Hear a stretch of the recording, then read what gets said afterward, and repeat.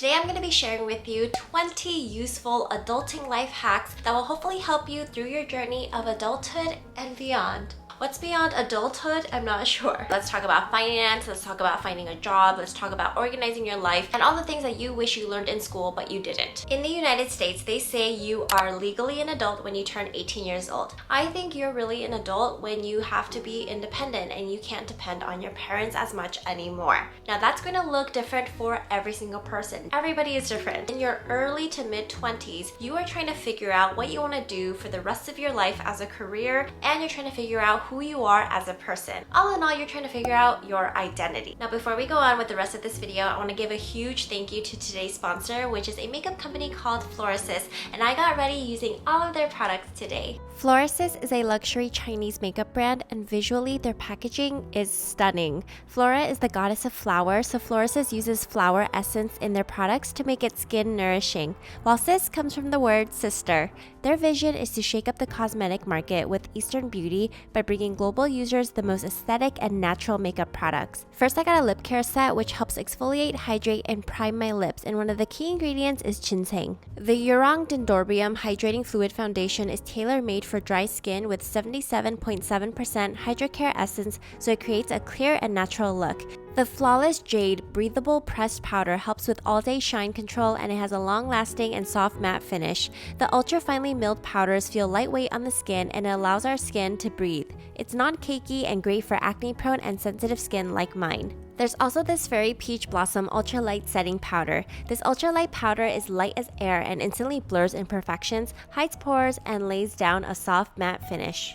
The Blooming Rogue Love Lock lipstick is an artwork, and it has a misty matte finish, and I felt like it was so smooth and it did not come off easily. This is the Eastern Beast Sculpting Makeup Palette, and it has fine powder that's really easy to blend. The palette comes with both matte and shimmer powder. The matte powder is smooth and pigmented, while the shimmer powder is clear and lustrous, but not overpowering.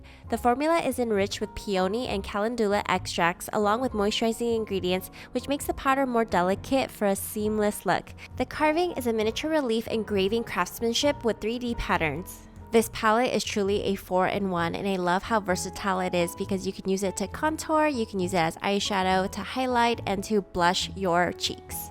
The Pine Suit Precise Define Eyeliner is one of my favorite eyeliners because it can draw fine lines, and it literally lasted all day long without smudging at all. Pine Suit Precise Definition Mascara has a patented applicator and features a feather bristle applicator with more than 100 fibers. It's water and sweat proof as it adopts an oil-based formula. It's long-lasting, and I love how precise the bristles are. Make sure to buy Florasis products using the link below and follow them on social media too. And get this look as well. Let's talk about jobs. So number one, when you are creating your resume and you are applying to different jobs, make sure that you are tailoring each resume to the job description. You might get away with using the same resume for certain jobs that are very similar, but for the most part, you want to look at the job description, look at the key vocabulary words that they are using, and make sure you apply that to your resume wherever you can and wherever it fits. So yes, this might mean you have 20 different resumes based on the job descriptions that you see. Number two, when the job interviewer asks you, tell me about yourself, make sure you start off by telling them a little bit about yourself that pertains to the job. So don't go off and tell them your life story. Tell them things that you have done and things about you that actually have to do with the job you're applying for. For example, highlight things you've done that show your organization skills, planning skills, and cooperation and collaboration.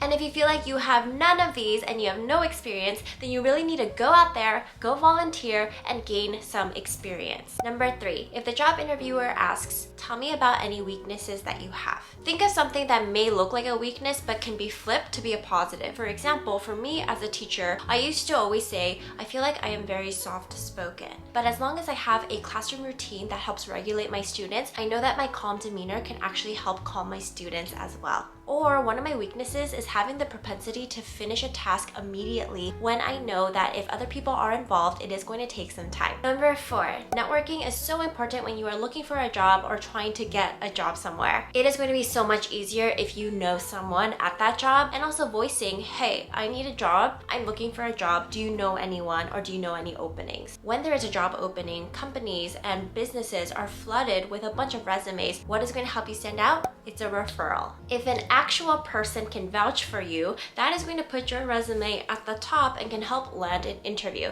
Number 5, if you land a job in the United States, they are required to pay for your health insurance if you work 30 hours or more. Now, for most adults, full-time is considered 40 hours a week, but if you work 30 hours, they are required to give you health insurance and some benefits. That is why when I worked a bunch of part-time jobs, they'd always cut me off at 29 hours so that they wouldn't have to get me health insurance. Number 6, so let's say you apply these tips, you land your job, and now you're making more money. We need to be careful of something called lifestyle inflation. So lifestyle inflation is when you make more money, so you start spending more money, so you don't really get to save as much, even though you're making more, because now you're spending a lot more. Be mindful of any lifestyle inflation habits that you might be having. It is natural to try to reward ourselves of our hard work, but we don't need to reward ourselves every single week. Number 7 is budgeting. Okay, so let's talk about money. I do have a couple of videos on budgeting and how I budget my life, but the biggest tip I can give you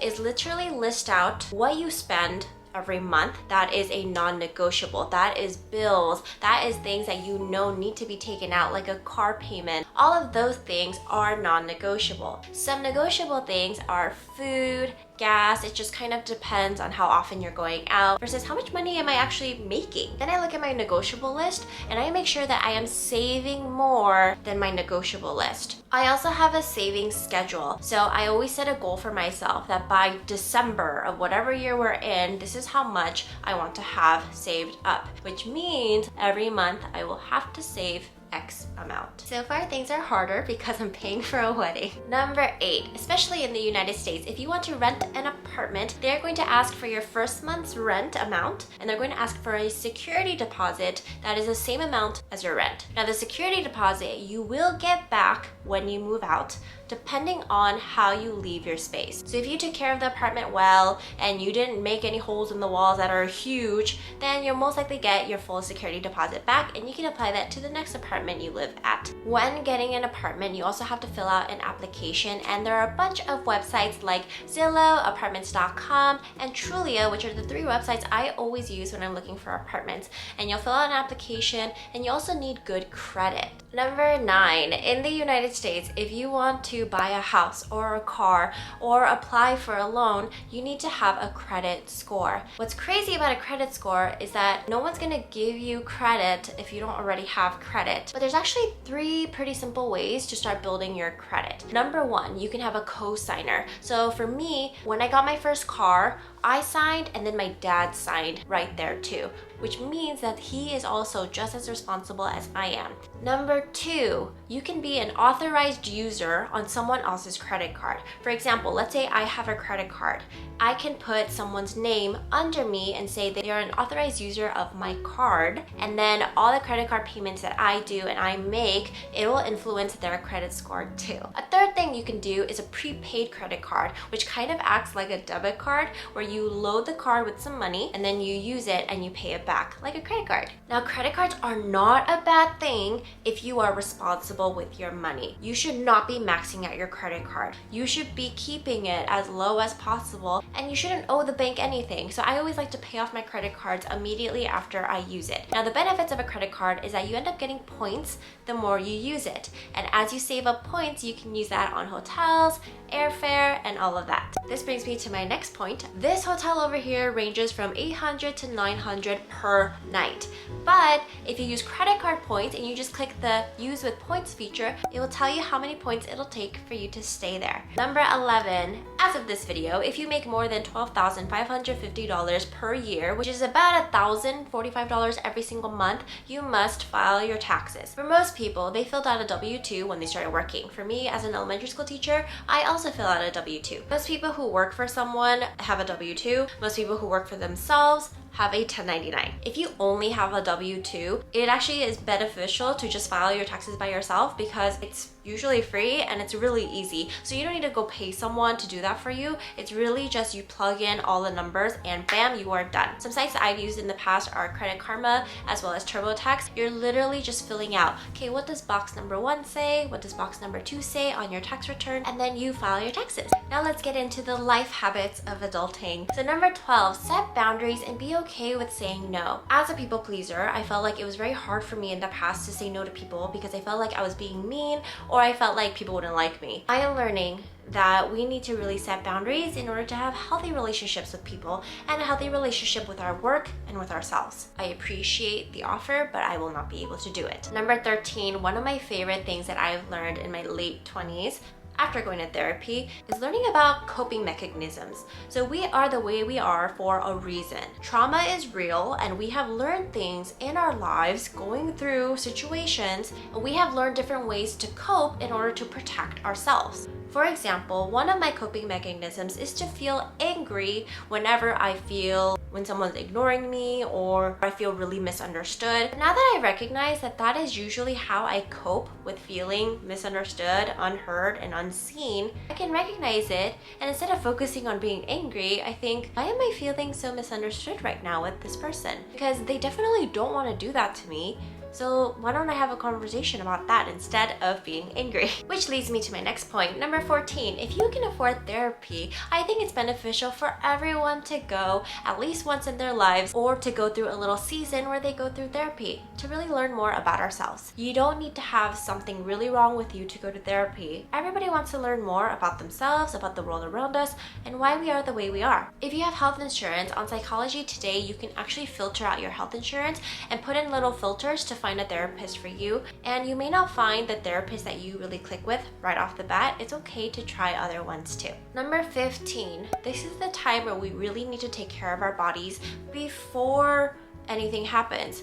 For example, in our 20s and 30s, we tend to be okay health-wise, and let's keep it that way. Start to love a routine where you move your body a lot. Try to get into a routine and a rhythm where fitness and movement is a part of your life, because those habits are going to carry you through 40s, 50s, 60s. Starving yourself is not a diet, and that actually ends up ruining your metabolism. So you actually want to eat more often to boost your metabolism and to really give your body energy in order to function throughout the day. Start noticing any risk behaviors or risk habits you might have that can later on turn into something else. Some really big risk behaviors can lead into diabetes, high blood pressure, things of that nature. So be mindful of how much sugar are you consuming every single day. Number 16, I wash my body every single night before I go to sleep, because when I crawl into my bed, I want to make sure that I am clean from being outdoors and being outside all day long. So get into a good hygienic routine / habit and make sure you are taking care of your body physically as well. Number 17, we need to change our toothbrush at least every 3 months. And if you are sick and you use your toothbrush, you should probably change out your toothbrush afterwards, because you don't want to stick that back into your mouth when you're feeling better. Number 18, laundry 101. You want to make sure that you separate your colors from your white. Now, a lot of machines nowadays are really simple, and basically you just want to make sure you put the soap where it needs to go, turn it on, put it on normal wash, and just click start. Number 19, look people in the eye when they are talking to you, and make sure you're not looking at your phone and looking elsewhere when they are having a conversation with you. Eye contact is really important. It doesn't have to be awkward, and it's just telling the person, I am here and I am focused on what you have to say. And lastly, number 20, which is something I tell all of my students as well as anybody else who needs a reminder, make sure you push in your chair when you get up out of your seat. I've seen so many people in this world who literally just get up and the chair is so far from the table and someone could trip. So make sure you push in your chair. That was such a teacher comment. I hope these life tips give you a little taste of what it's like to adult, and this video's purpose was to really give you a little taste of what adulting is like. There's just so much information to share, but if you want to take a deeper dive, I highly recommend you start Googling and YouTubing some of the things that were interesting to you. If you like what you see, please like and subscribe, and I'll see you later. Bye!